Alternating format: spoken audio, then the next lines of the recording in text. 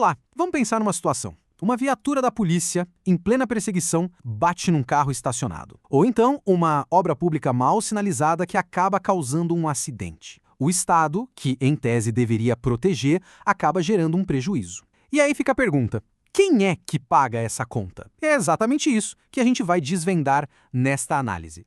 Essa pergunta parece simples, né? Mas a resposta para ela define, na verdade, toda a relação de poder entre uma pessoa e o governo. Não é só sobre dinheiro, é sobre um princípio fundamental. O Estado está acima da lei ou ele também precisa seguir as regras, como todo mundo? Esse aqui é um exemplo clássico. Um agente do Estado fazendo o seu trabalho causa um dano a um particular. De um lado, existe o dever de agir, de cumprir a função. Do outro, o direito de um cidadão de não ter seu patrimônio destruído. A lei precisa achar um equilíbrio aqui, e é essa solução que a gente vai entender.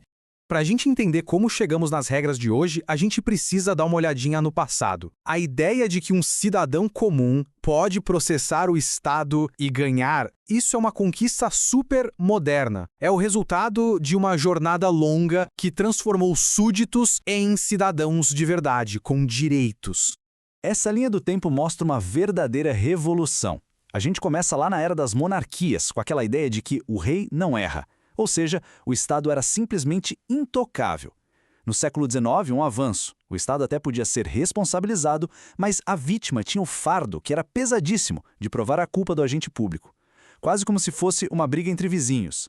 A lógica, então, mudou para a falha do serviço. O problema não era mais o indivíduo, mas o sistema que não funcionou como deveria. Cada passo foi uma aproximação até o modelo que temos hoje.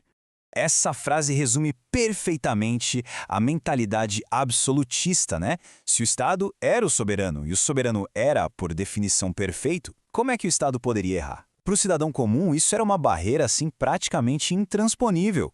Bom, depois de toda essa evolução histórica, a gente chega na regra principal que o Brasil adota hoje. Vamos focar primeiro no cenário mais comum, quando o Estado age e, com essa ação, causa um dano. A solução que a gente encontrou é bem direta ao ponto. A palavra-chave aqui é objetiva. E o que isso quer dizer na prática? Quer dizer que a discussão sobre a culpa ou a intenção do agente público, ela simplesmente sai de cena. O foco é outro. A ação do Estado causou o dano? Sim? Então a obrigação de reparar já nasceu ali. E por que isso? Para proteger a parte mais fraca dessa relação, que é o cidadão.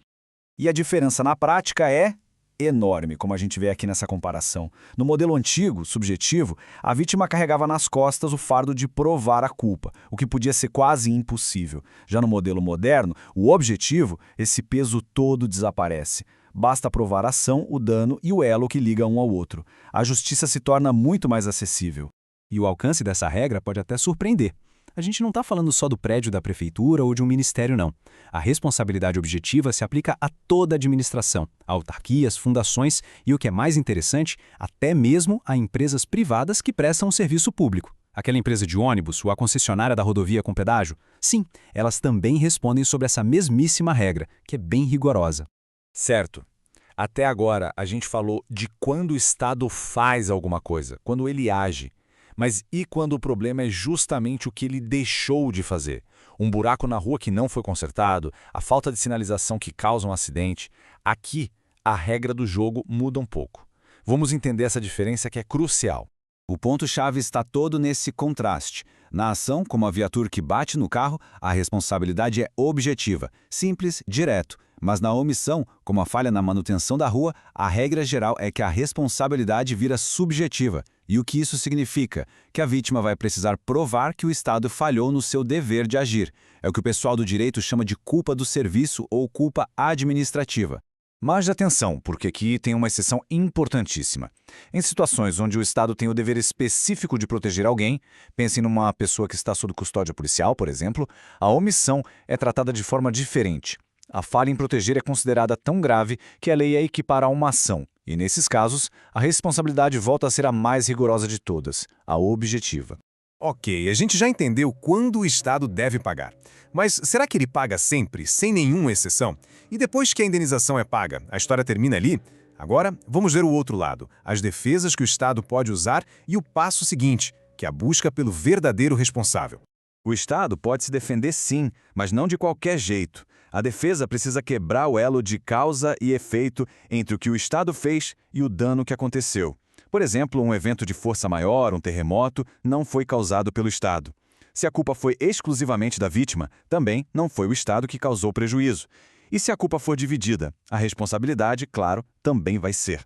E o sistema funciona de um jeito bem inteligente, em 2 etapas. Primeiro, o Estado, que tem toda a estrutura para isso, paga a indenização para a vítima, resolvendo o problema dela de forma mais rápida. Só depois, num segundo momento, é que o Estado se vira contra o agente público que causou o dano numa ação de regresso. Mas aqui está o detalhe. Para poder cobrar do agente, o Estado precisa provar que ele agiu com dolo ou culpa. É a garantia de que o servidor público também vai ter um processo justo. No fim das contas, o sistema de responsabilidade do Estado é um eterno cabo de guerra. De um lado, a necessidade de proteger o cidadão do poder imenso do Estado. Do outro, o risco de paralisar a administração com medo de processos. A pergunta que fica não é só sobre leis, mas sobre o tipo de sociedade que a gente quer construir. Essa balança, hoje, será que está no lugar certo? É uma reflexão fundamental sobre os limites e os deveres do poder.